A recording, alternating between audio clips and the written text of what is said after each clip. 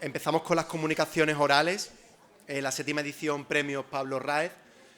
Modera la mesa Marta Romero, enfermera, y de la Universidad de Barcelona y miembro también del proyecto UCI de Barcelona. Pues adelante, Marta. Bueno, buenos días a todos. Damos inicio, ¿no?, a la primera mesa de comunicaciones orales, la 7ª edición de los Premios Pablo Raez a las mejores comunicaciones científicas en humanización. Les vuelvo a recordar a los ponentes que disponen de 8 minutos y si pueden acortar un poquito, pues mejor, porque lo interesante es que después se pueda hacer un pequeño debate o algunas preguntas que queréis hacer a ellos. La primera comunicación lleva por título «Uso de películas para desarrollar habilidades transversales en estudiantes de Ciencias de la Salud, un análisis cualitativo desde la perspectiva de los estudiantes», a cargo del doctor Arturo Flores, docente investigador de la Facultad de Ciencias de Rehabilitación y Calidad de Vida de la Universidad de San Sebastián, Chile. Cuando quieras, Arturo.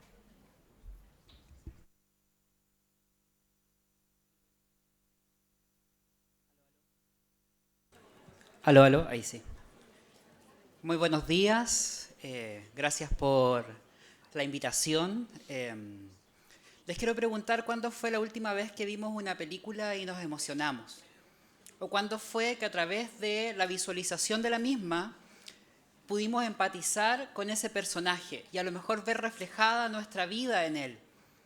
Mi nombre es Arturo Flores y junto al equipo conformado por Nelly Donoso Rojas, Lina Rodríguez, María Gabriela Cabrera y Daniel Navarro, nos propusimos una meta: usar películas para el desarrollo de habilidades transversales. Y lo que hoy día les vengo a mostrar es precisamente cuál fue el resultado de esta intervención pedagógica, pero desde la voz de los estudiantes. Primero, decir que existe un déficit en las ciencias de la salud con respecto al cuidado humanizado. Venimos de un modelo muy biomédico que trata la enfermedad, sin embargo, no vemos más allá del síntoma. Actualmente, esto podría conceptualizarse como una crisis, porque necesitamos enfoques más integradores, más ecológicos, más sistémicos, que permitan el desarrollo de habilidades transversales. En este sentido, emerge el cine como una estrategia pedagógica potente que permite mejorar la autoconciencia, la escucha activa y converger diferentes formas de aplicación y enfoques. El cine ha demostrado ser una herramienta de enseñanza-aprendizaje que permite desarrollar la creatividad, estimular la fantasía y llevar a la reflexión crítica al estudiante. ¿Cuál fue el objetivo? Explorar cómo esta intervención pedagógica basada en el uso activo de películas puede contribuir al desarrollo de habilidades clínicas y transversales en estudiantes de la salud, específicamente de fonoaudiología en Chile, de logopedia en España.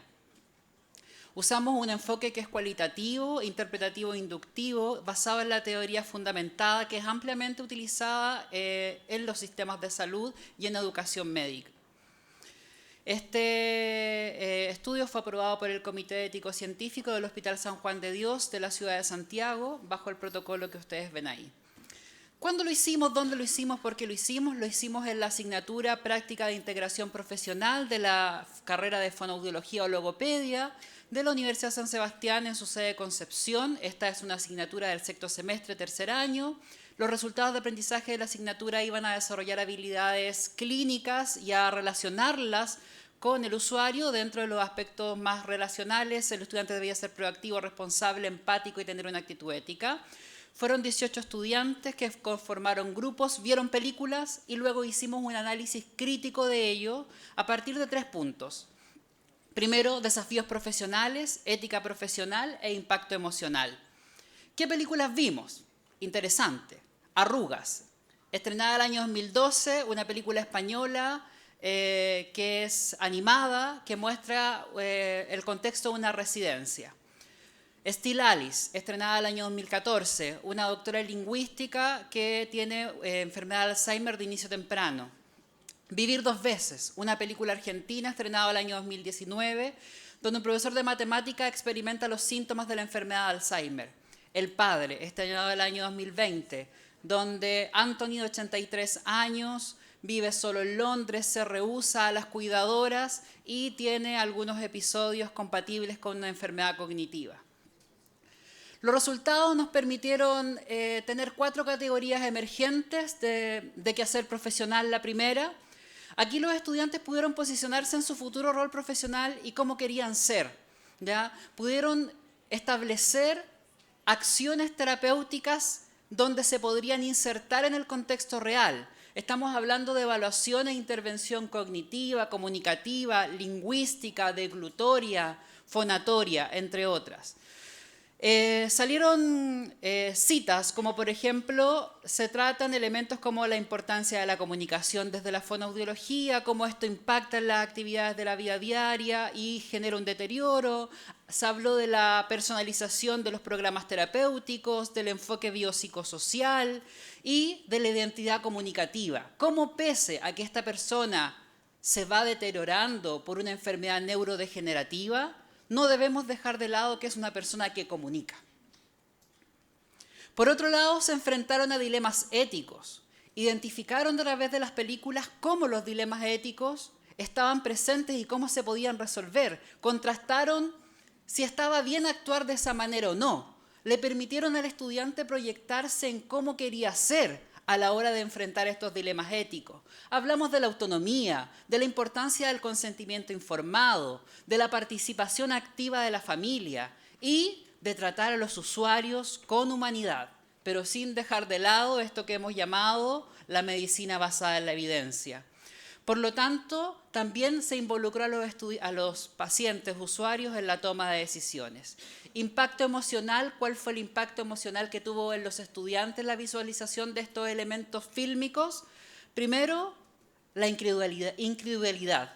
La familia no creía que este usuario tenía esta enfermedad. La lucha de la familia, pero también el estrés del cuidador, la frustración, la tristeza que el cuidador tenía. La perspectiva del usuario les permitió ponerse y vivir un episodio psicótico, por llamarlo de alguna forma, desde la perspectiva del usuario, entenderlo, ¿ya? Y cómo eso generaba miedo, ansiedad, tristeza. Y finalmente, un sentimiento que a lo mejor no estamos tan acostumbrados a vivir, que es la soledad, ¿cierto? Y cómo es importante la presencia de un grupo de apoyo. A nivel de trabajo interdisciplinario se relevó la importancia de un equipo de trabajo conformado no solo por profesionales médicos o sanitarios, sino también por la familia y cómo la familia podía ser un ente activo en esta terapia. Es importante considerar a otros profesionales y la familia, es importante que la familia participe en las terapias, es importante el apoyo familiar, es importante el equipo interdisciplinario.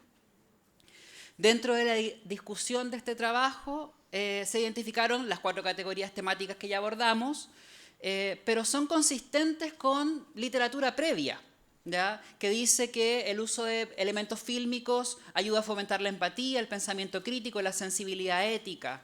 Y por otro lado, confirma que incorporar películas en la docencia permite humanizar un poco el currículo, llevarlo más allá de la teoría, que los posicione en otro contexto, en un ambiente temprano. Estamos hablando que son estudiantes de tercer año, cuando la carrera de logopedia en Chile dura 5, acá en España dura 4, por lo que tengo entendido. Esta experiencia permite además acercarnos a lo que es la competencia narrativa, que bien propone Sharon en el año 2006. Y finalmente este estudio confirma que situar al cine en el centro del diseño didáctico convierte a la clase en un espacio de discusión, de atención, de representación y de formación de comunidad. Este estudio confirma que la pertinencia del cine como una herramienta terapéutica, además la experiencia cinematográfica favorece el poder ver competencias clínicas, pero además habilidades transversales que tal vez son elementos que dejamos de lado en la formación porque nos centramos en lo clínico, porque necesitamos que el profesional sepa hacer, ¿sí? Pero también tiene que saber ser, ¿ya? Y genera actividades, experiencias significativas que movilizan emociones, que los posiciona en otro lugar.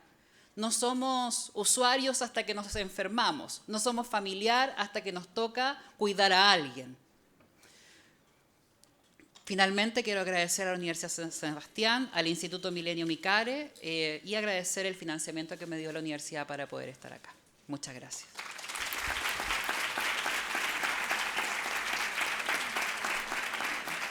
La segunda comunicación lleva por título Humanizar desde la diferencia, estrategias creativas del personal sanitario en la atención a población inmigrante, a cargo de María Jesús Mármol, enfermera de ABS Barriantic, que pertenece a la Fundación Altaya de Manresa, Barcelona. Cuando quieras, María Jesús.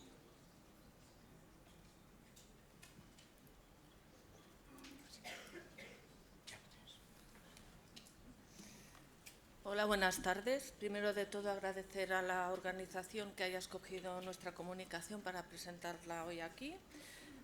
El título es Humanizar desde la diferencia, estrategias creativas del personal sanitario en la atención a la población inmigrante.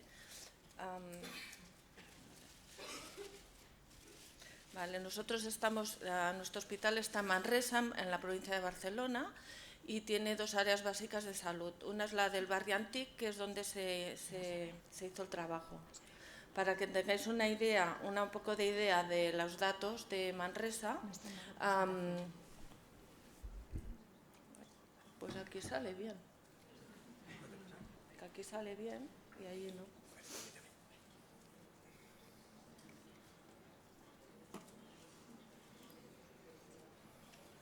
No sé.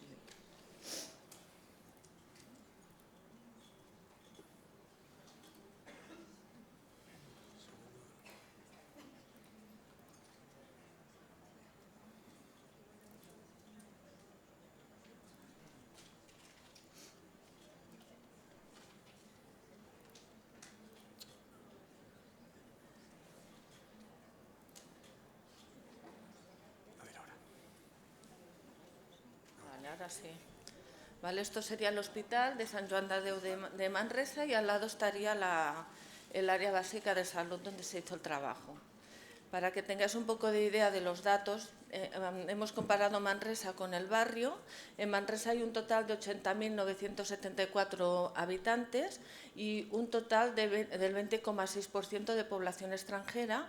Y en este barrio hay un total de 4.875 habitantes y un 43% de población extranjera. Si hablamos por barrios de la ciudad, el barrio del Barriantic es el barrio que más tanto por ciento de población extranjera tiene, en un 43%. La población las nacionalidades más que hay más en el barrio, la primera sería la marroquí, seguida por la latinoamericana, Europa del Este, subsahariana y por último China. Se hizo un trabajo mixto de análisis cualitativo mediante un grupo focal y se quiso ampliar un poco con un análisis cuantitativo mediante la escala CGAS, que es Cultural Competence Assessment Spanish, una escala creada por Simon Dorimbos y validada al español por Raigal. Entonces, los participantes fueron los profesionales del CAP, un total de 45, participaron en un 90% y el grupo focal habían 6 participantes, también profesionales del mismo CAP, ¿vale? Entonces se hizo en el grupo focal una encuesta semiestructurada con un guión, ¿vale? Y pasamos la encuesta.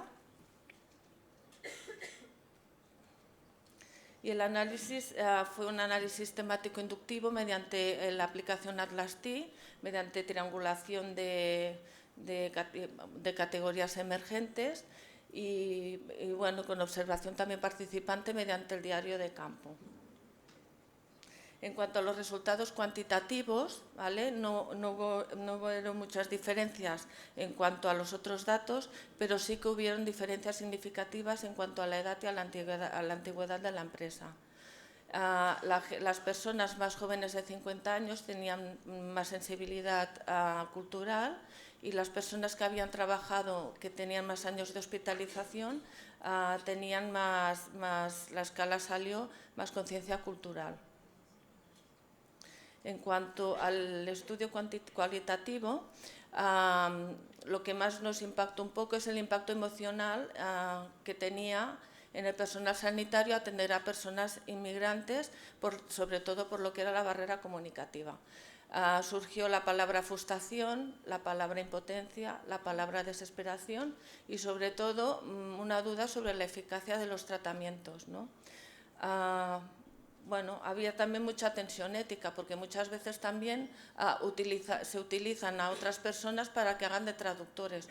Muchas veces personas que están en la sala de espera o familiares o llaman por teléfono. Entonces, claro, eso crea una duda bastante importante en lo relacionado con la ética, porque, claro, debido a al secreto profesional.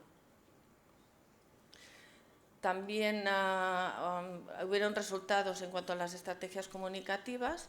Las estrategias que más eran utilizadas, que las personas, el personal valoraba más, eran los pictogramas, porque creían que era una herramienta muy práctica, muy ágil, que se la podían ellos fabricar como ellos les iba mejor y se las adecuaban más a sus necesidades, ¿no? En cambio, el que más utilizaba era la traducción automática mediante el Google Translation, ¿vale? O llamadas telefónicas. Estas eran muy útiles para conversaciones básicas, pero también había un poco de limitación por la terminología médica. Y luego habían otras técnicas, otras estrategias que se utilizaban, pero que tenían riesgo ético, que eran los traductores informales, los familiares, o gente que estaba en la sala de espera, también a veces se utiliza. Se llama a quien vienen solos y se llama a alguien que tenga del mismo idioma o de la misma nacionalidad para que entre con él a la consulta y pueda hacer de traductor. Luego también se habló que había un recurso muy infrautilizado, que es el servicio del 061 como traductor. El personal del área básica creía que no tenían servicio de traducción. Se constató, se preguntó y realmente sí que tienen servicio de traducción, no solo en todos los idiomas, sino también en lenguaje de signos. En cuanto a las estrategias comunicativas, aquí os iba a pasar un vídeo, pero que no ha funcionado, porque aunque utilicemos todas estas técnicas, a veces no es real que se utilicen bien ni que la traducción sea efectiva. El vídeo era de una persona de origen chino que le traducía cosas o sea, estaba hablando con su profesora. Entonces la profesora le iba preguntando cosas para que él se las preguntara a su padre. Todo lo que le preguntaba a su padre y lo que el padre le contestaba a él no tenía nada que ver con lo que le preguntaba la traductora. Entonces, claro, a veces también nos tenemos que fiar y no sabemos si realmente la traducción que hacen es lo que les decimos o no. Vale. Aparte de los problemas de traducción, también vimos que las costumbres conforman la cultura. Las costumbres que son las prácticas cotidianas que son heredadas de tu lugar de origen, ¿no? Esto tiene mucho que ver también con la cultura, que son los valores, creencias y modelos, ¿vale? Y determina cómo las personas entienden su salud. Por tanto, sin mediación cultural, creemos que esta traducción no es efectiva. Conclusiones, pues que la traducción informal, por mucho que queramos, no traduce realmente el significado de los tratamientos o de las enfermedades, así a grosso modo lo más importante. Y otra cosa también muy importante es el tiempo regalado, el tiempo que dedicamos a pasar visita, a intentar entenderlos. Tenemos 10 minutos para cada visita y a veces estamos hasta 30, ¿vale? Y luego otra cosa que también surgió es que aparte del sufrimiento moral y ético que el personal tiene, cuando logras conectar con esa persona, también crea una satisfacción muy profunda. Como discusión, pues bueno, necesidad urgente de intérpretes sanitarios profesionales y que la competencia cultural debe integrarse en la formación continuada del personal de atención primaria. Y muchas gracias.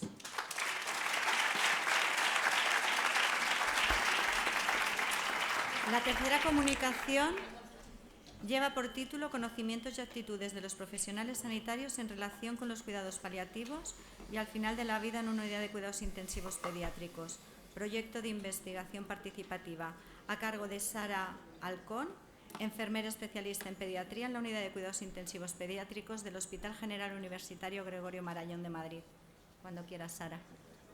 Bueno, muchas gracias a la organización por haber aceptado esta comunicación y a todos los que estáis aquí escuchando. El acompañamiento al niño y a la familia con una enfermedad que puede ser limitante para la vida es una realidad frecuente en las UCIs pediátricas. Su abordaje requiere un nivel competencial alto para la toma de decisiones y la planificación de los cuidados. La coexistencia de cuidados intensivos, la atención paliativa y el final de vida y la competencia de los equipos para su manejo debe ser abordada para identificar puntos fuertes y áreas de mejora que garanticen los cuidados de calidad para una buena muerte. Como objetivo, nos planteamos explorar la percepción de los profesionales sanitarios sobre el acompañamiento al niño y su familia desde un enfoque paliativo y final de vida en las UCIs. Se realizó un estudio cualitativo de investigación-acción participativa para establecer áreas de mejoras en este enfoque paliativo y final de vida. De cara a esta comunicación, solo voy a plantear un poco el primer ciclo de reflexión en el que se explora la percepción de los profesionales sobre la situación actual de cuidados paliativos y final de vida en la UCI. Se llevó a cabo un muestreo intencional por propósito, garantizando la heterogeneidad de la muestra en función de variables experienciales.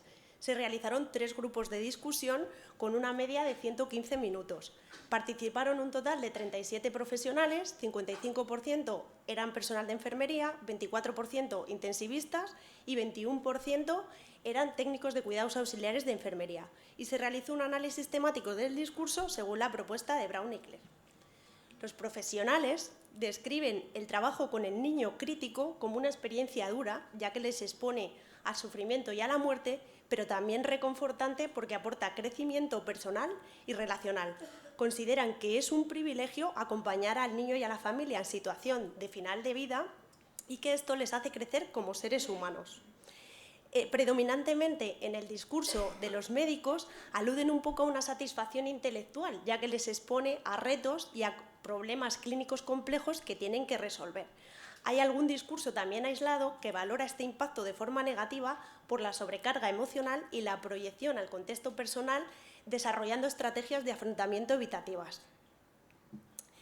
Los profesionales describen la muerte como una experiencia dura, como les he dicho, frustrante sobre todo a nivel médico y apabullante a nivel emocional. Nos supera. Sin embargo, en sus discursos también aluden a la buena muerte, que es aquella que ha sido acompañada con una despedida adaptada a cada familia y esto les genera satisfacción y alivio. Concretan que todas las muertes no son iguales. Aquellas que se producen tras una enfermedad crónica, aunque existe más vinculación con el niño y la familia, se presenta como una experiencia más calmada por la posibilidad de anticipación y el acompañamiento. Sin embargo, los fallecimientos tras una muerte abrupta e inesperada generan un desgarro emocional por la falta de control. Al hablar de la adecuación del esfuerzo terapéutico, emergen por un lado discursos contradictorios. Por un lado, la frustración por no haber podido hacer más por el niño y por otro lado, una satisfacción y alivio por poder garantizar una muerte libre de dolor físico y emocional. Contextualizan la muerte como un concepto tabú que genera miedo, rechazo y ocultismo. Y esta negación de la muerte a nivel clínico puede conducir a casos de obstinación terapéutica por no querer soltar y ser un poco transmitida como un fracaso en el proceso de acompañar y un factor de riesgo para el desarrollo de duelos no adaptativos en las familias. Por eso, concretan en que es necesario normalizarla para reconceptualizar el proceso de morir y poder abrir espacios de comunicación para hablar abiertamente con el niño, la familia y los profesionales sobre la muerte del niño y poder planificar cuidados conjuntamente. Al hablar del enfoque paliativo, reconocen con desasosiego que llegan demasiado tarde. Consideran que es necesario un profesional de referencia objetivo y externo capaz de identificar al niño y a la familia que pueda ser abordado desde este enfoque, facilitando la coordinación, la comunicación y la toma de decisiones consensuada entre todo el equipo para poder garantizar un abordaje integral e integrado. Esto evitaría situaciones de encarnizamiento terapéutico que generan tanto sufrimiento emocional en los profesionales. Consideran que tenemos que saber hasta dónde llegar, poniendo peso en la calidad, no en la cantidad, y que el discurso salvar y curar debe ser complementado siempre y sustituido algunas veces por el de cuidar integralmente contextualizando todas las dimensiones de la familia. Este cambio de perspectiva ayudaría a priorizar, ya que la dinámica del trabajo en la UCI, lo urgente desplaza a lo verdaderamente importante. En sus discursos también identifican potencialidades y debilidades como equipo y oportunidades y barreras en el entorno para el abordaje de cuidados paliativos y final de vida en las UCIs. Dentro de los puntos fuertes, uno de los principales son los cuidados basados en la propia experiencia reflexionada, de acompañar continuamente al niño y a la familia o incluso de vivir situaciones personales complejas. Esto les ayuda a generar un conocimiento intuitivo que los orienta en el acompañamiento en la UCI. Otro de los puntos fuertes es la escucha activa, la capacidad de observación, el autoconocimiento de uno mismo y de sus capacidades para cuidar y de otros miembros del equipo, identificando debilidades y puntos fuertes para poder ser trabajados, el humor, que resulta sanador para relativizar un poco los problemas y el dolor, la actitud de acompañamiento, la actitud compasiva centrada en las familias. Como principal debilidad identifican una falta de conocimientos en cuidados paliativos y en habilidades no técnicas como la comunicación de malas noticias o la relación terapéutica. Consideran que no tienen las palabras adecuadas para familias en situación de final de vida. Esto les hace desarrollar un propio aprendizaje autodidacta o incluso vicario por imitación de otros profesionales que lo hacen bien. Otra de las debilidades sería el miedo para hablar de la muerte con el niño y con la familia, incluso con los propios profesionales. Y esto lo relacionan con una cultura competencial. Dentro de las oportunidades que ofrece el entorno, se identifican como un equipo cohesionado, donde las relaciones entre los miembros son fluidas, donde existe una responsabilidad compartida, un liderazgo compartido que les hace trabajar en condiciones y hacer un buen trabajo en equipo. Otra de las oportunidades es el contar con profesionales expertos en cuidados paliativos, como pueden ser, en nuestro caso, los profesionales de la unidad de paliativos del Niño Jesús, que pueden orientar y acompañar en situaciones complicadas.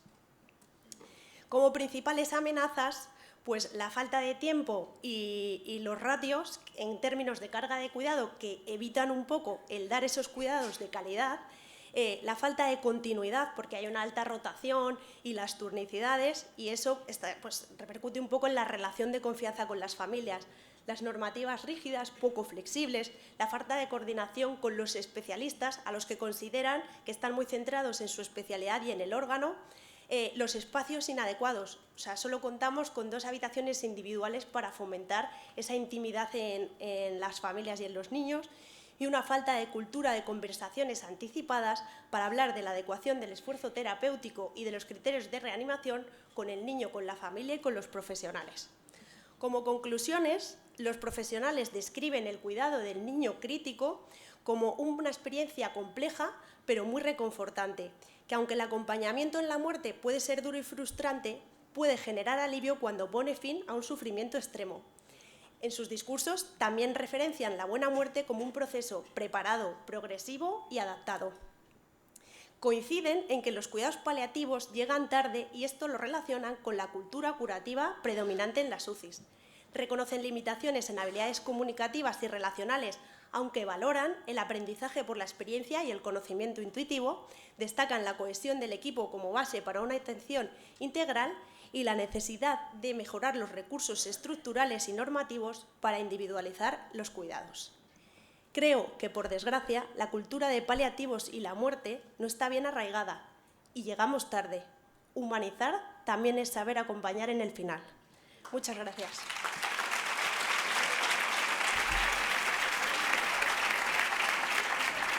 Damos paso a la cuarta comunicación, que lleva por título Virtual Escape, uso de la realidad virtual en el área de salud mental penitenciaria y de justicia juvenil, a cargo de Aitor Eneco Libé, enfermero, jefe de gestión de enfermería del área de salud mental penitenciaria y presidente del Comité de Humanización del Parc Sanitari Sant Joan de Déu. Cuando quieras, Aitor. Gracias. Wow, admiro a las personas que estáis aquí cuando habláis, que nos ponen nerviosas, porque estoy muy nervioso. Bueno, primero de todo agradecer al Comité Científico por esta oportunidad, la verdad que es un verdadero honor, y a todo el comité organizador por este pedazo de congreso, que la verdad que desde el minuto cero pues una atmósfera increíble. Vengo en representación de un grupo de trabajo, también agradecerles a ellos y agradecer también a todos mis compañeros que están ahí en el Gol Norte. Bueno, vengo a presentaros el proyecto Virtual Escape, que es un estudio piloto sobre el uso de la realidad virtual en el entorno de salud mental penitenciaria, en prisiones, con la coletilla como puerta para la humanización. Como ha dicho Marta, vengo del Parc Sanitari Sant Joan de Déu. Por ponernos en contexto, la sede central está ubicada en Sant Boi de Llobregat, que es una ciudad que está al lado de Barcelona. Y bueno, aquí veis unas fotos del parque. Ofrecemos atención general con un hospital comarcal, atención intermedia y tenemos una red bastante extensa de atención a la salud mental, desde hospitalización hasta toda la comunitaria. Hago un pequeño KitKat.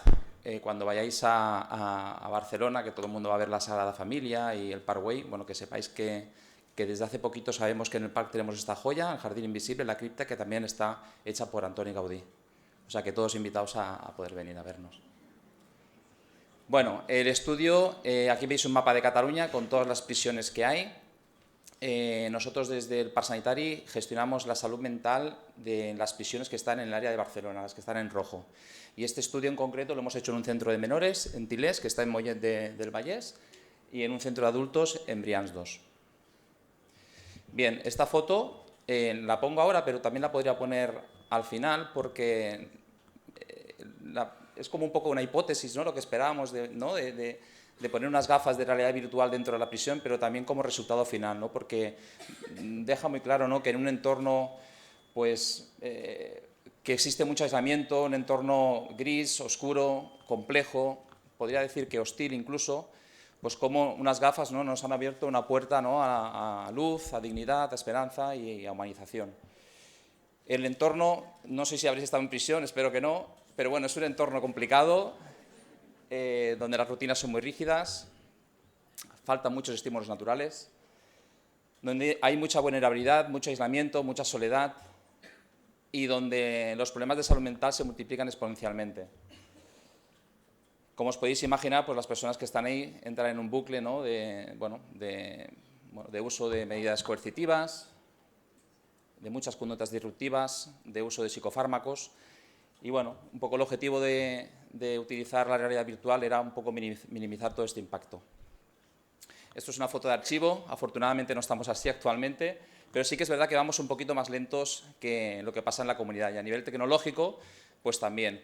Y cómo no, que también lo ha dicho antes un poco Leticia, ¿no?, si pensamos si la tecnología humaniza o no humaniza, pues nosotros también teníamos nuestros miedos de introducir realidad virtual en este entorno tan complicado, ¿no? Y bueno, pues eso, pensábamos que no era posible hacerlo dentro de la prisión, pensábamos que la tecnología iba a deshumanizar, que nos iban incluso a tirar las gafas a la cara y que podría generar aún más conflictos que no. Bueno, pues todo lo contrario. Hemos visto que la realidad virtual pues es viable, es segura y que nos ha acercado muchísimo más a las personas. Entrando un poco más ya en concreto en el estudio, pues es una intervención de relajación, pero en vez de hacerlo de una manera tradicional, pues con las gafas de realidad virtual. En las gafas lo que se ve son sobre todo entornos naturales. Con un objetivo principal, era la viabilidad, ver si funcionaba, si era seguro y si se podía usar con total tranquilidad. Y luego, pues a nivel de otros objetivos, pues conductual y emocional. A nivel conductual, pues ver si podíamos reducir las medidas coercitivas, si podíamos reducir el uso de psicofármacos, de si disminuían la violencia auto y heterodirigida, y luego a nivel emocional pues valorar pues, o medir cambios a nivel del estrés, de la relajación, la ansiedad. El estudio duró 12 semanas, 3 meses. En las 4 primeras semanas y las últimas era registro observacional de comportamiento y conducta, con la diferencia que en las últimas 4 las personas podían utilizar la realidad virtual, y en las 4 semanas del medio es cuando utilizamos la realidad virtual. Hacíamos 2 sesiones por semana en un total de 8. Es un estudio modesto, han pasado 30 personas por este estudio y bueno, siempre pasábamos, tanto antes y después de utilizar las gafas, escalas de ansiedad y escalas de satisfacción un poco para comparar resultados. Bueno, como resultados preliminares, la verdad que estamos súper contentos, os lo he puesto antes en la otra diapositiva. Hemos visto que la tecnología, la realidad virtual es segura. Hay una alta satisfacción tanto por parte de las personas a que atendemos como por los profesionales, y que vemos que es fácil de usar y que, bueno, como veis, los resultados pues son muy buenos. A nivel de estrés y ansiedad, a grandes rasgos ha disminuido de una manera importante, y a nivel de relajación pues ha aumentado. Y lo importante, lo que más destacaban las personas que lo utilizaban, es el contacto con la naturaleza, ¿no? En un entorno donde carecemos de entornos naturales, la verdad que fue espectacular ver las caras cuando las personas se quitaban las gafas. No me voy a detener mucho en los resultados, pero bueno, ya veis que por las líneas, ¿no? Pues a nivel de la mayoría de alteraciones de conducta había un descenso importante, a nivel de medidas coercitivas también, en el uso de psicofármacos. En el único punto que no vimos diferencia era en el uso de sustancias tóxicas. Ahí sí que no vimos grandes diferencias, seguían consumiendo. Bueno, lo que pretendemos con la realidad virtual es que lo podamos integrar en nuestros cuidados del día a día. Aquí veis alguna foto, veis que es fácil, el profesional está al lado de la persona que lo utiliza, y es sencilla. Un punto positivo es que los vídeos están instalados en la tablet, no necesitamos internet y wifi porque en la prisión no tenemos, entonces para nosotros nos ha sido maravilloso.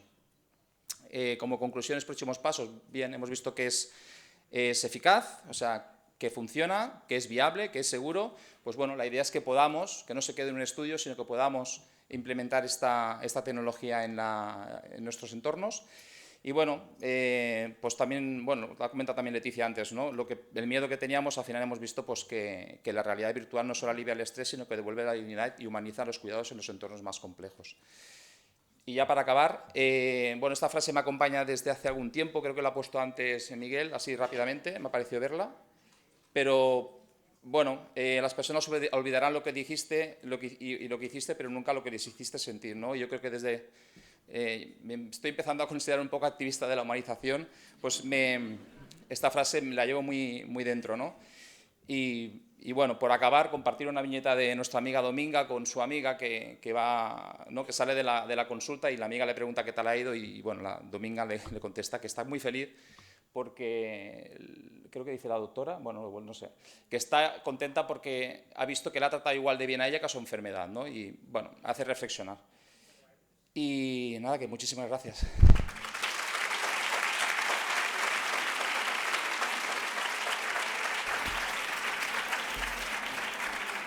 Muchas gracias. La quinta comunicación lleva por título Detrás del cuidado.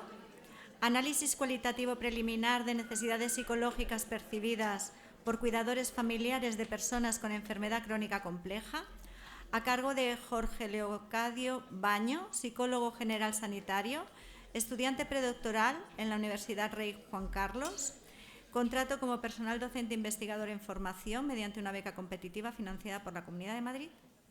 Cuando quieras, Jorge. Muchas gracias. Antes de nada, comenzar agradeciendo al comité y a la organización por tener la oportunidad de poder exponer este trabajo, que lleva como título Detrás del cuidado y que realizo junto con mi equipo. Mencionar que este trabajo se enmarca en un proyecto financiado por la Agencia Estatal de Investigación y que yo disfruto de una beca que me permite desempeñar mi labor de investigación en el marco de mi tesis doctoral. Quería comenzar con una cita textual de una persona que participó en este estudio y nos decía principalmente, su pareja estuvo ingresada en la UCI y nos decía que durante este transcurso era una montaña rusa de emociones, cada día moría y vivía, y que luego cuando afortunadamente le dieron el alta y vuelve a casa, pues hablando un poco casi como esta mañana, ¿no? La automatización en la que entramos, directamente en el momento que tuvo las constantes vitales un poco más reguladas y que se encontraba mejor, le mandaron a casa y ahí recae todo sobre el cuidador. Y nos enfatizaba mucho en que los profesionales sanitarios no podemos olvidar que el cuidador también sufre, que luego se espera que el cuidador cuide como si él no haya sufrido, y en este caso además nos comentaba que tuvo que dejar todo, dejó su trabajo para poder hacerse cargo del cuidado y que en ese momento el cuidador está como está. No quiero profundizar mucho en la introducción, sino centrarme un poco más en lo que vimos. Pues, como ya se ha ido comentando también a lo largo de hoy, el cuidador es una figura que está presente. También con esa transición de los cuidados hacia el hogar, el cuidador es un papel o desempeña un papel fundamental y se ha normalizado que este cuidado recaiga sobre el familiar. el proceso de cuidado impacta en la salud tanto física como psicológica del propio cuidador y también, como se veía a lo largo de la mañana de hoy, la literatura científica, sobre todo lo que se ha centrado son en números, en datos cuantitativos. Nosotros lo que queríamos era conocer la experiencia de los cuidadores y para ello nuestro objetivo era poder detectar las necesidades psicológicas y las necesidades de apoyo que emergen del propio proceso de cuidado. Esto lo hicimos escuchándolas sin reloj, sin tiempo, simplemente que nos pudiesen contar su experiencia y con los objetivos específicos de poder identificar cuáles eran los estresores del cuidado, explorar la vivencia emocional y detectar ciertas necesidades de apoyo externo que podían surgir. En este contexto participaron 13 familiares de personas con enfermedad crónica compleja, concretamente con personas que padecían EPOC o insuficiencia cardíaca, enfermedad pulmonar obstructiva crónica o insuficiencia cardíaca. Los cuidadores tenían una media de edad de en torno a 62 años y el 85% aproximadamente eran mujeres. Se realizaron entrevistas en profundidad y grupos de discusión y se realizó siguiendo un diseño cualitativo descriptivo donde también realizamos un análisis temático en base a los resultados obtenidos. De aquí emergieron 30 códigos que se engloban y se categorizan en 11 subtemas y estos, a su vez, o de estos, emergen 3 temas principales. Podría profundizar mucho en cada uno de ellos, pero me voy a centrar en los aspectos más relevantes. En el primer tema se tituló Estresores del cuidado y en este tema emergen códigos como el desconocimiento. Los cuidadores lo que nos decían es que no conocían el curso de la enfermedad, no conocían el pronóstico, nadie se lo había explicado, tenían mucha incertidumbre. Dentro del subtema de estresores asociados a las demandas del cuidado, quería destacar la cita de una persona que nos decía o nos relataba cómo era su día a día, ¿no? Decía: voy al baño, cambio pañal, pijama si está mojado, cambio zapatillas, desvístela, vístela, lávala constantemente, báñala, pon la cena, la medicación, los tratamientos, las visitas médicas, la farmacia, la ropa, la cama. Como veis, es agotador únicamente escucharlo. No me puedo imaginar lo que tiene que ser vivir día tras día este sinfín de tareas los 365 días del año. También asociada a las demandas del cuidado surgía la falta de tiempo para poder compatibilizar el cuidado también con otras responsabilidades y la falta de tiempo para el propio cuidado, ¿no? Nos decía también una persona: hay días que me agobio, hay días que lloro porque no tengo tiempo. También destaca la restricción social. A medida que avanza la enfermedad y la persona pierde capacidad funcional, el cuidador también ve cómo se limita su capacidad de poder socializar y sobre todo esa restricción social, ¿no? Nos decían: yo ya no tengo vida social. El segundo tema que emerge es la vivencia emocional y los procesos psicológicos. Aquí, principalmente, los cuidadores nos decían que no tenían tiempo para parar a pensar cómo estaban ellos, para poder preocuparse sobre sus propias emociones. Ellos tenían que seguir adelante.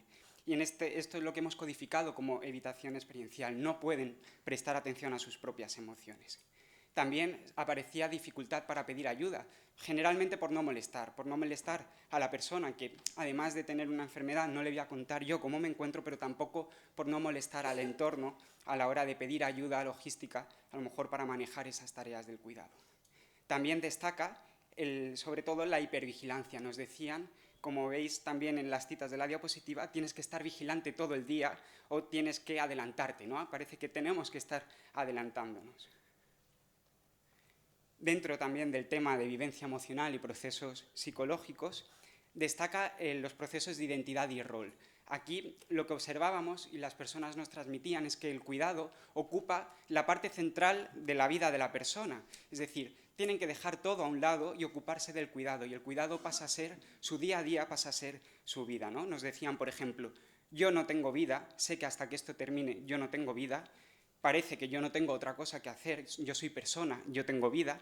Incluso también veíamos cómo en el proceso del propio cuidado iban desconectando con otros valores que para ellos eran importantes, con valores personales que a ellos les gustaría poder seguir en contacto, ¿no? Nos decía, por ejemplo, una persona que tuvo que dejar de lado su vocación y que eso para ella suponía un sacrificio. No obstante, no todo es negativo, también emergen aspectos positivos del cuidado. Por ejemplo, sobre todo destacar la satisfacción de poder ver a la persona atendida y de también pues realizar acciones congruentes con sus valores, y también el fortalecimiento del vínculo y el crecimiento personal. Había personas que nos decían que esto les iba a dejar una mejor versión de sí mismas. Dentro del último tema que emerge, que sería el de necesidades de apoyo externo y recursos de ayuda, me gustaría centrarme sobre todo en la parte profesional y sanitaria. Nos decían que sobre todo necesitan más información. Como decía, uno de los códigos que emergía antes era el desconocimiento. Se sienten un poco a la deriva, muchas veces no saben cómo actuar. Y aquí nosotros, los profesionales sanitarios, tenemos mucho que hacer, tenemos la capacidad de poder informar. Y en este caso quería leer también alguna cita que decía: ¿esto se va a estancar o cómo funciona? Porque no nos lo ha explicado nadie. Ha empeorado, pero ¿cuál es el siguiente paso? Para mí es incertidumbre. La verdad es que son testimonios que yo creo que reflejan muy bien el proceso de cuidado. También emergía la necesidad de apoyo psicológico. Un apoyo psicológico no desde la emergencia, no cuando todo parece desmoronarse, sino desde el primer momento, decían. Siempre recuerdo que hubiera necesitado apoyo psicológico desde el primer momento que pasó. Para ir concluyendo, sí que me gustaría terminar hablando un poco del perfil de cuidador que nos hemos encontrado, que son mujeres principalmente, que además también tienen que atender a otras responsabilidades como hijos y trabajo. En este caso, lo que veíamos también es que entran distintas funciones en conflicto de rol, es decir, hay distintos roles a los que yo no puedo atender, a los que no puedo hacerme cargo, y en este sentido el cuidado ocupa esa parte central, ¿no? Esa fusión que decía antes con el rol de cuidador. Necesidades detectadas, como decía, sobre todo la información. Esto no quiere decir, como veíamos también esta mañana, que yo informo al cuidador y al paciente no le comunico nada, sino el reto del sistema sanitario también tendría que ir hacia una información, a integrar al propio cuidador en la práctica clínica habitual y que esa información llegue a la diada, es decir, que la diada también sea la unidad de atención.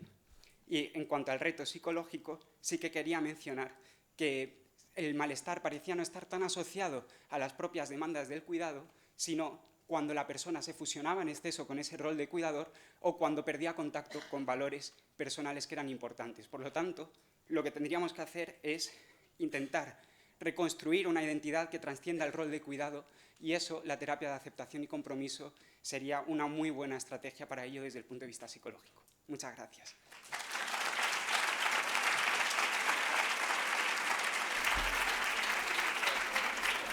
Muchas gracias. La sexta y última comunicación lleva por título Proyecto hacia la contención cero en el ámbito sanitario, corte prospectiva, a cargo de Yolanda Llauradó, enfermera adjunta a la Dirección de Enfermería y responsable de la seguridad del paciente en el Hospital Comarcal de Móra d'Ebre, miembro de la Comisión de Humanización y responsable de diferentes grupos de trabajo relacionados con la calidad y seguridad del paciente, formada en atención centrada en las personas y actualmente cursando un máster de calidad y seguridad del paciente en la Fundación Abedis Donabedian.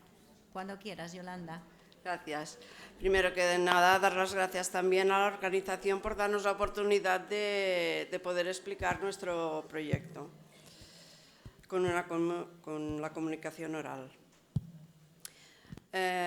Nosotros venimos del Hospital Comarcal de Móra d'Ebre, estamos situados al sur de la provincia de Tarragona y estamos en un entorno rural y al interior.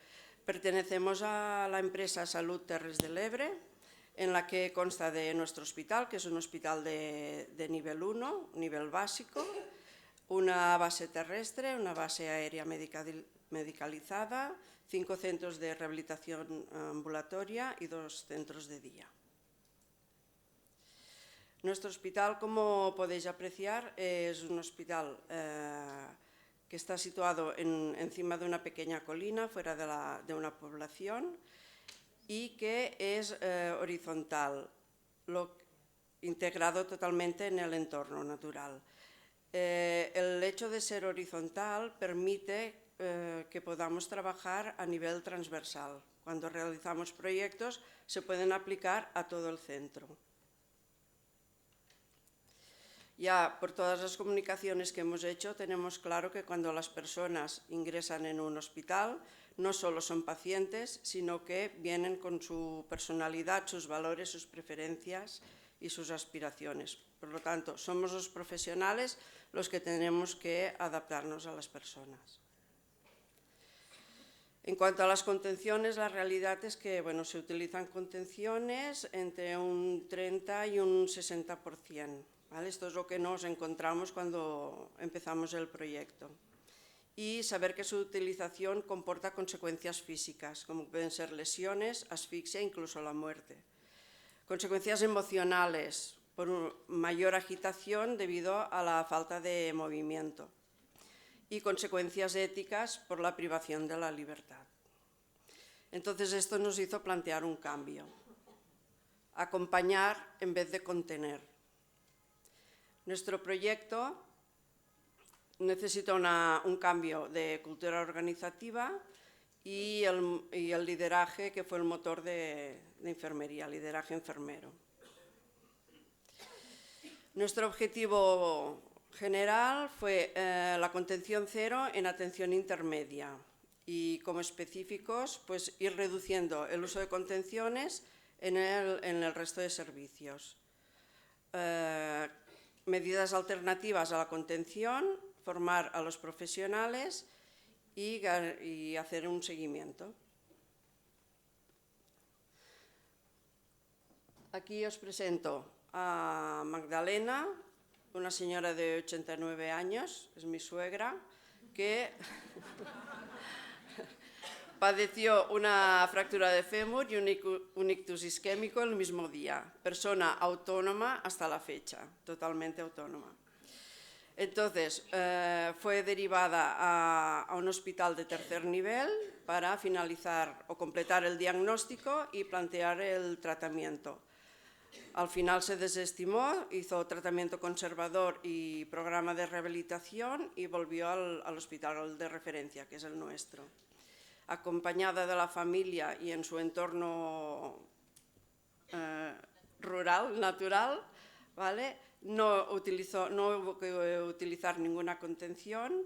Cuando, me lo he dejado de decir, cuando llegamos al hospital de tercer nivel, nos plantearon, como estaba desorientada y algo agitada por la afectación neurológica, de ponerle contención, ¿vale? A la que se desestimó, porque primero que estaba acompañada y ella es lo último que hubiese querido, que le hubiesen puesto una contención. ¿Qué estrategia hemos seguido para este proyecto? Pues bueno, primero que nada, revisión y actualización del protocolo de contenciones y bibliografía. Después, crear un grupo de profesionales para identificar de qué recursos contábamos, tanto humanos como materiales, identificar las barreras y plantearnos retos.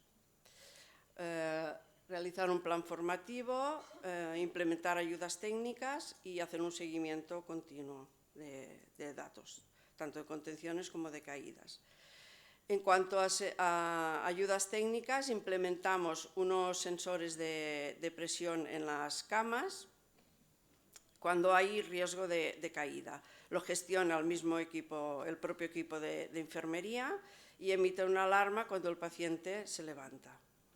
También las cámaras permiten una visión directa del paciente, ¿vale? En los que tienen mayor riesgo de caída.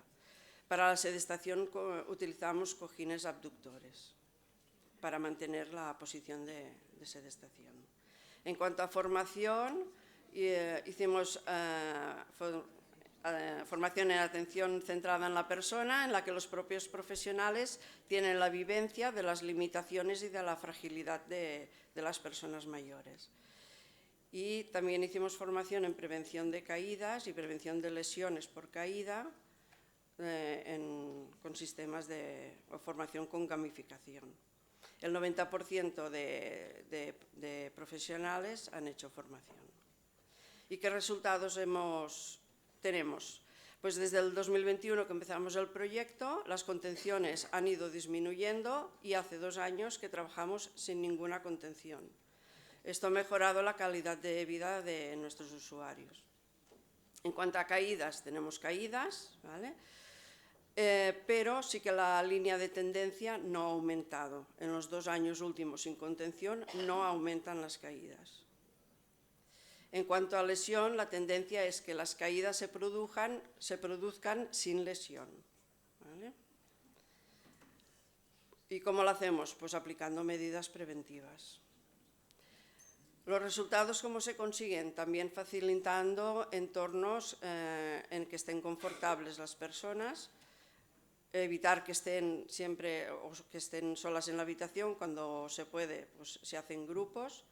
Y también aprovechar el entorno que tenemos de salida al exterior, que proporciona bienestar y mantiene a las personas activas. Como conclusiones, pues bueno, la contención cero es posible, no aumentan las caídas ni su gravedad, no hemos precisado aumentar el número de profesionales asistenciales, el liderazgo tanto de enfermería como de la dirección ha sido clave para hacer el proyecto y el modelo puede ser replicable en otros centros. Vamos, la bibliografía que hemos hecho servir. Y me despido con nuestro lema, que es cerca de ti para cuidarte, ¿vale? Hemos recibido recientemente un premio de la Fundación Avedis Dona Abedian, de la que estamos orgullosísimos, ¿vale? En cuanto a seguir con conciencia en el camino de la humanización. Gracias, Sevilla.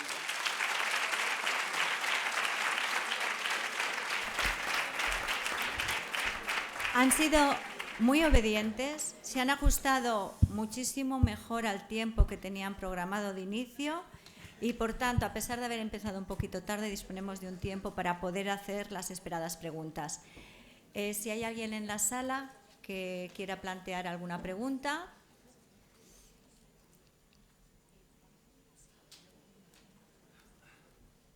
Pues empiezo yo. Venga. Perdón. Bien, muchas gracias a todos los ponentes. La verdad es que es súper interesante todos los proyectos. Y mi pregunta iría dirigida hacia el estudio Humanizar desde la diferencia. Y no me ha quedado claro a nivel metodológico, ¿no? En la observación participante que han hecho, en qué ha consistido. Y por otro lado, esa como primera pregunta. Y como segunda sería que si se identificó que las personas o los profesionales de menos de 50 años tenían más competencia cultural, si este dato se tuvo en cuenta a la hora de crear los grupos focales. Pues sí, no se tuvieron en cuenta porque se hicieron paralelamente. Se hicieron paralelamente el grupo focal y luego las encuestas al resto de profesionales sanitarios.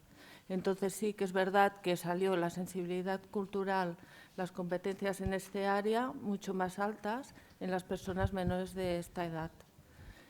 Y no sé cuál era la otra pregunta que me has hecho. La observación participante, ¿cómo la hiciste? La observación participante mediante diario de campo. Entonces, bueno, anotamos todos los datos, cosas que, bueno, todo lo que aconteció en el encuentro que tuvimos con el grupo focal. No sé si te refieres a eso o... ¿Sí?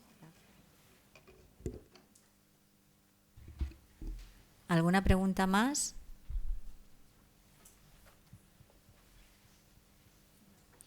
Pues nada. Jorge, a partir de los resultados, ¿no?, preliminares que planteas, ¿qué intervención priorizarías para implementar a corto plazo para apoyar a los cuidadores?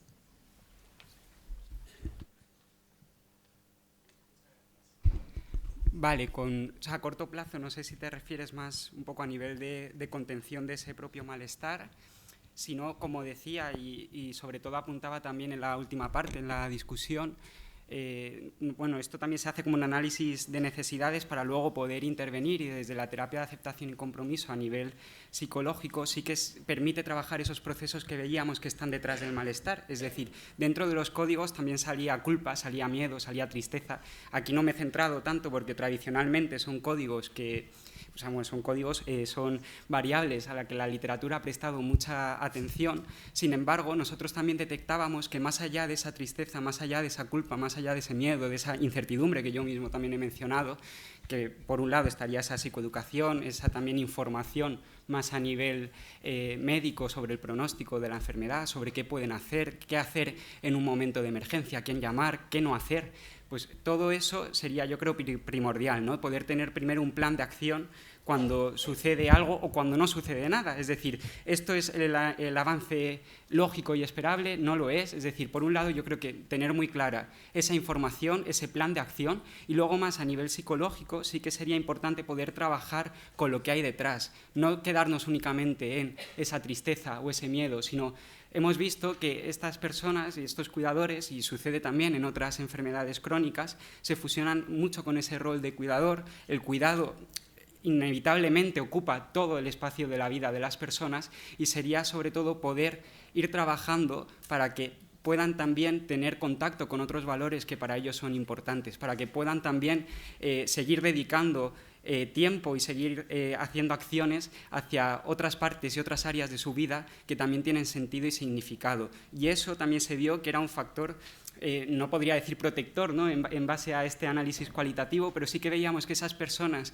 buscaban y necesitaban entrar en contacto con esos valores y que las personas que lo hacían, pese a que las demandas del cuidado fuesen, incluso diría, cuantitativamente mayores que las de otras personas que también se encargaban del cuidado, pues no parecían mostrarse con esos mismos niveles, ¿no?, de depresión o de ansiedad. Entonces yo creo que por un lado, a corto plazo, sobre todo, tener muy clara esa información, tener clara un plan de acción, a nivel psicológico obviamente sostener, también pues veíamos mucho sufrimiento, entonces yo creo que las ponencias de esta mañana también nos ayudan a saber que tenemos que dedicar ese espacio, tenemos que dedicar ese espacio de escucha, el poder dedicarle y mirarle a los ojos a las personas y simplemente escucharles y que nos puedan contar, y luego ya un poquito más a medio o largo plazo poder buscar que ellos sobre todo tengan ese espacio para hacer otras cosas que por motivo del cuidado han tenido que ir descuidando. No sé si te respondo. Sí. Gracias. No veo a nadie en la sala con la mano levantada. Venga, para allá.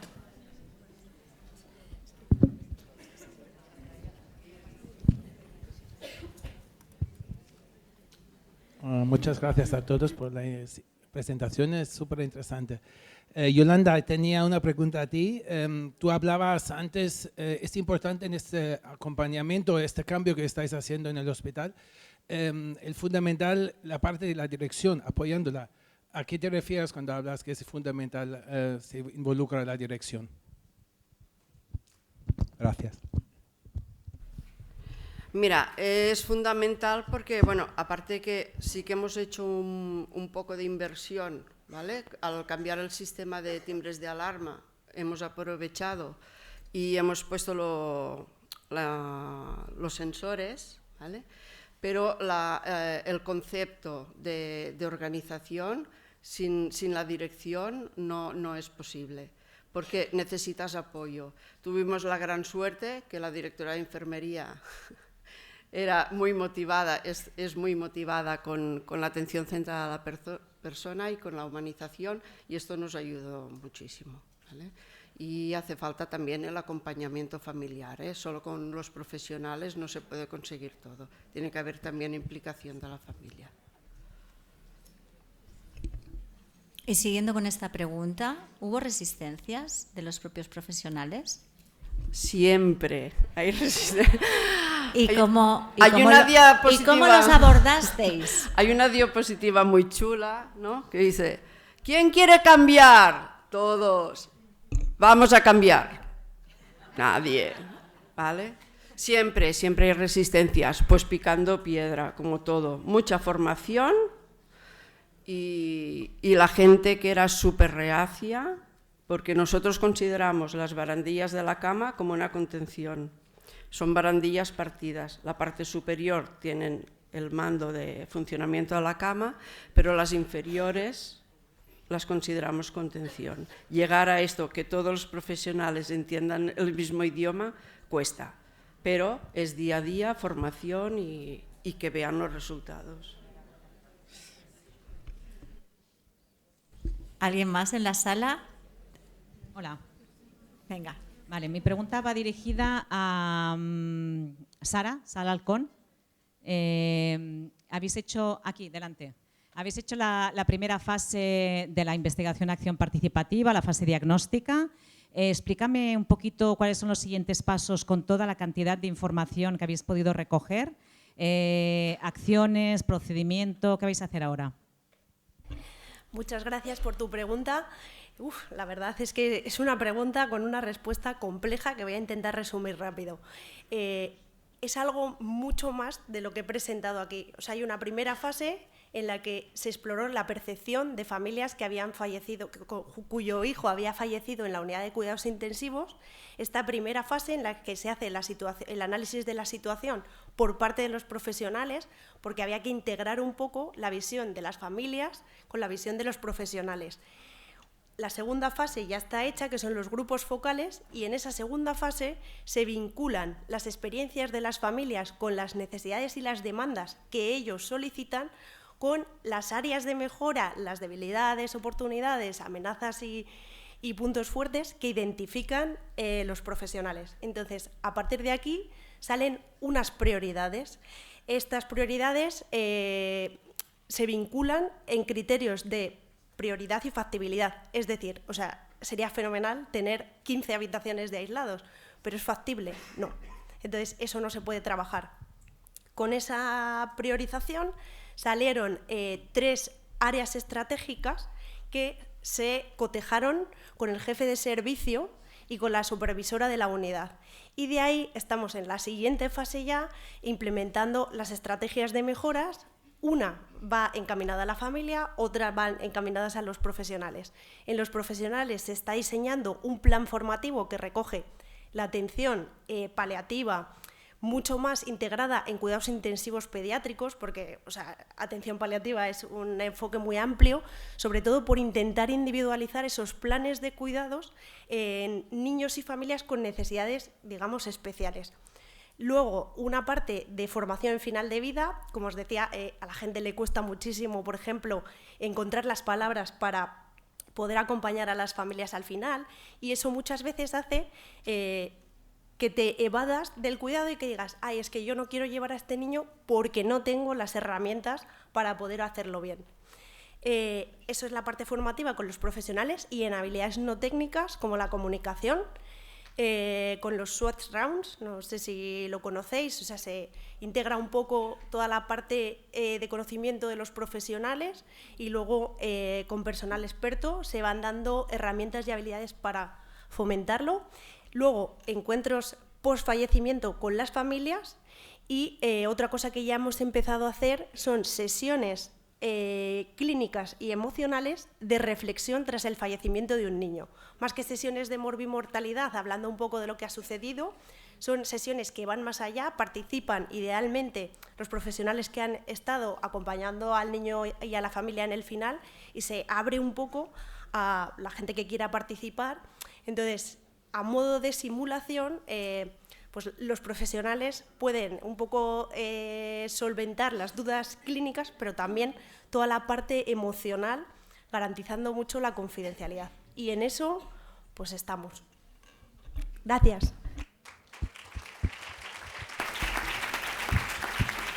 ¿Alguna pregunta más en la sala?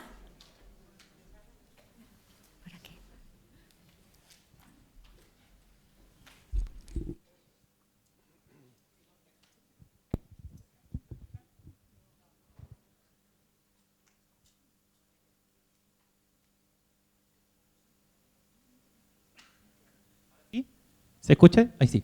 Bueno, primero, mi nombre es Marcelo y soy trabajador social, van a entender por qué lo digo por la pregunta. Felicitarles a todos quienes están ahí. Me gustaría preguntarle a Jorge concretamente porque, a ver, se mencionaron temas de incertidumbre, el estrés que genera, la sobrecarga del cuidado, etcétera, que evidentemente nos lleva a un síndrome, puede ser, de claudicación familiar. Tú nombrabas que surge implícitamente una especie de análisis de género, ¿no? De cómo las mujeres históricamente cumplen la labor de cuidado.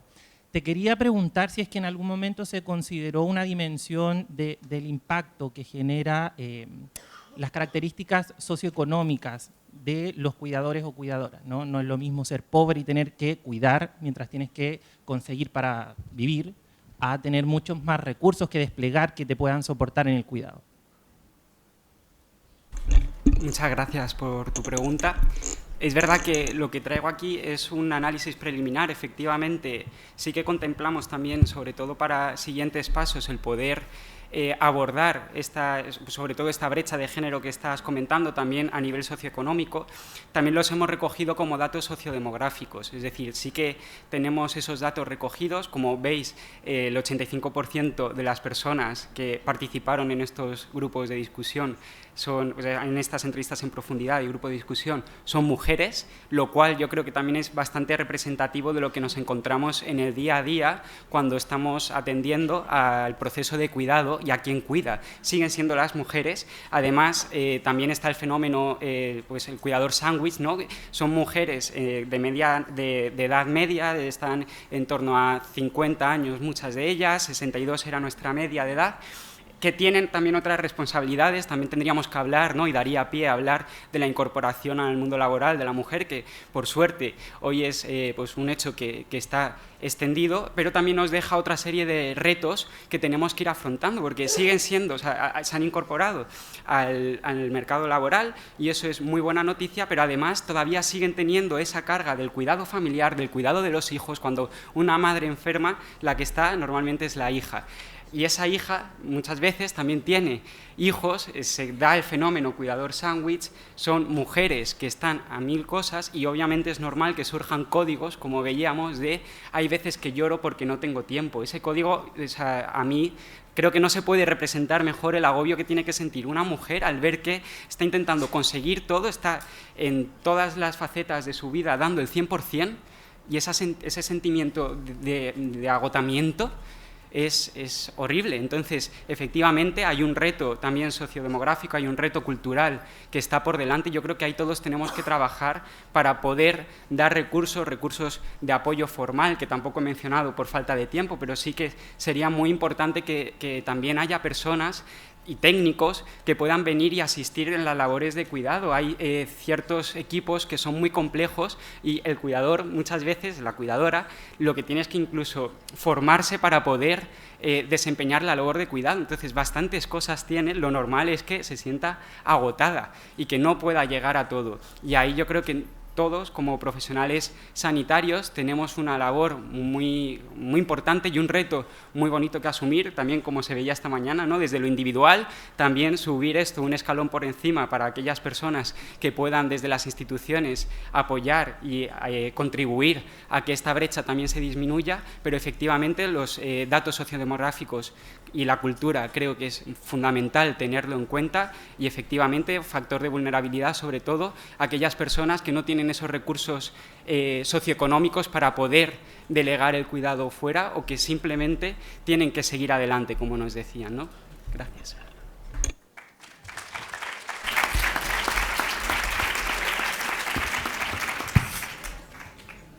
Buenos días, mi nombre es Elena y quería preguntar a Jorge. Hola, ¿se oye? Vale, perdón. Buenos días. Quería preguntar a Jorge sobre la ponencia del agotamiento del cuidador. Si en algún momento en el estudio que realizaste consideraste el apoyo del asistente social y qué impacto sería o qué ayuda sería con referente a este profesional. Muchas gracias por tu pregunta. Es verdad que creo que también por el contexto del tiempo no me he llegado a introducir a mí mismo. Nuestro equipo somos psicólogos y es verdad que lo hemos enfocado sobre todo desde ese análisis más psicológico. No lo hemos centrado luego tanto en subtipos de profesionales, pero efectivamente las personas, o en el discurso de las personas, sí que iban mencionando distintos profesionales que tienen que estar presentes o que ellos habían echado en falta. Y efectivamente los asistentes sociales, trabajadores sociales, también iban surgiendo y emergían en el discurso de una manera bastante frecuente. Cuando hablaba de apoyo formal, también por eso lo etiquetábamos de esa forma, el código que emerge, o el subtema en este caso que emerge de apoyo formal, era también una forma de poder intentar englobar a todos los profesionales, tanto sanitarios como no sanitarios, también asistenciales, en el sentido de pues, aquellas personas, como decía, a lo mejor simplemente más técnicas, una persona que viene a ayudarme con las tareas del hogar durante la mañana porque con el avance de la enfermedad la persona a lo mejor no puede llegar a todo y yo tengo que estar trabajando, tengo que estar cuidando de mis hijos, entonces necesito a alguien que únicamente esté presente. Pues todo eso nosotros lo englobábamos en apoyo formal, pero desde luego que sí que también lo tendré en cuenta de cara a las siguientes fases de esta investigación, poder incluirlo y desgranarlo como bien mencionas. Gracias. Muchas gracias. Bueno, pues yo creo que ya es el momento de cerrar la mesa. Solo deciros, pues eso, que todas las comunicaciones presentadas muestran, ¿no?, que la humanización en salud se construye en la práctica diaria, desde la formación, desde la innovación, desde el cuidado interdisciplinar y la revisión crítica de cada una de nuestras intervenciones. En contextos muy diversos, educativos, clínicos y sociales, se ha puesto en valor la dignidad de la persona, la empatía, el acompañamiento y el compromiso ético como ejes comunes del buen cuidado. Esta mesa pues, nos invita a seguir reflexionando, avanzando hacia modelos asistenciales y formativos más centrados en la persona. Y felicitar de nuevo a los grandes ponentes que nos han acompañado hoy y de los que debemos seguir aprendiendo mucho. Muchas gracias.